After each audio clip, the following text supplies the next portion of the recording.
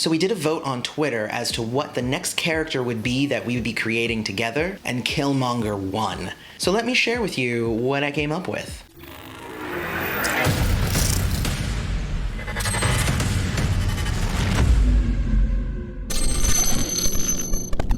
Hey everybody, welcome back to MPQ Mastery, where we teach you to destroy more gems. I'm your host, Aloy.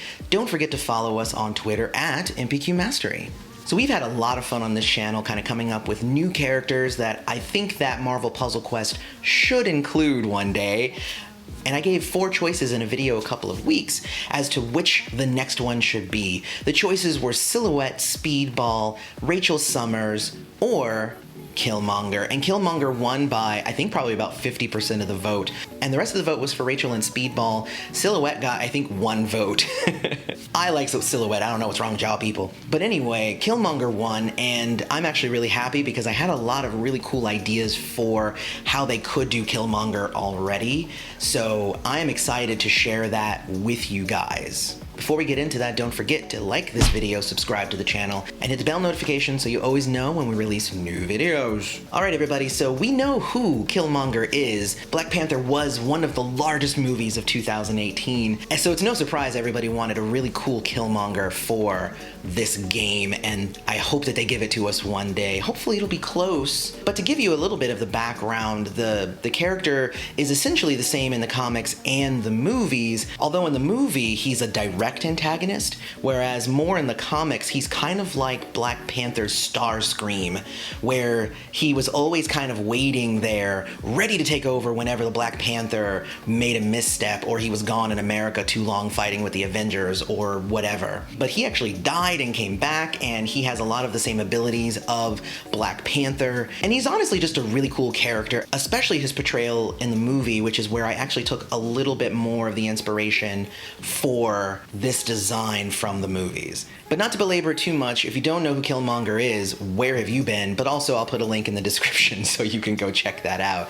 But literally, I am excited to share this stuff with you. So I have made him a green, black, yellow character. And just as reference, I'm using X when things would probably range, depending on its level. I'm also using low, medium, and high damages because exact numbers are a little bit harder to calculate. But I am using broad numbers just so you can kind of get a sense of the kind of character that he might be. And I was shooting for him possibly being a 3-star character, but you guys let me know what star character you think based on what I wrote here. He might possibly be like a low-grade 4-star, but I really think he's more gonna be a really very useful 3-star.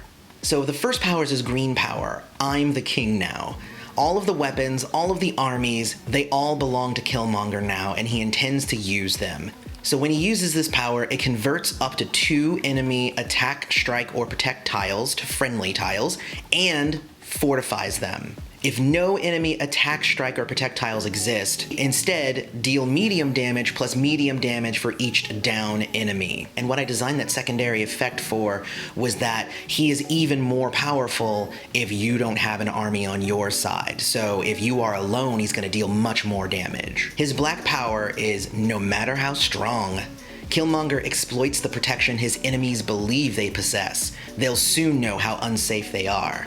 Select a fortified tile, destroy it, and a 3x3 area, dealing medium damage and generating AP. Passively, on a 4 or 5 match, fortify 1 random special tile. So he's going to be throwing those fortified tiles kind of all around, readying himself to destroy them, generate AP, and deal damage. And I think that having it be a singular power makes it that much cooler, and the fact that it generates AP. I got inspiration for this power from the 3-star Magneto with his red power. And that power actually destroys a much larger area and deals damage and generates AP, but I had it do a smaller area, deal a little bit of damage, but I really think his passive ability of fortifying tiles will make him much more useful useful against characters from the Black Panther universe, but also fighting alongside them if they were to ever join forces. And the third power that I have here is called Leopard Stalks Prey, and this is also kind of a callback to the Leopard print, his Leopard from the comics, all of this. So Killmonger is an expert hunter and knows how to weaken his prey before his final strike. Place a yellow 2-turn repeater, and at 0, deal low damage for each fortified tile on the board. And if there are more than 4 fortified tiles, steal X random AP as well. And that's a really cool ability. It's not going to deal a ton of damage, but it's going to deal a little bit of damage over and over again. And if you're making lots of 4 and 5 matches, then you're going to be fortifying a lot of tiles. Honestly, I really feel like the way that I've designed him, if he was paired with Shuri, would make him almost unstoppable. When I design these characters, I always try for some synergy between the characters' powers. That's a thing that sometimes I see in some of the characters in the game, that they have individual powers that don't necessarily work together, but I really like a cool streamlined design whenever I'm looking at well-designed characters for Marvel Puzzle Quest. But what do you guys think? Let me know what you think about the Killmonger character that I created here, and who do you think it would go well with this? Obviously the Black Panther characters, but anybody else? Let me know. And like the video, subscribe to the channel, hit the bell notification, follow us on Twitter at MPQ Mastery. But otherwise, thanks for coming to MPQ Mastery today. Go destroy some gems, especially if they're fortified.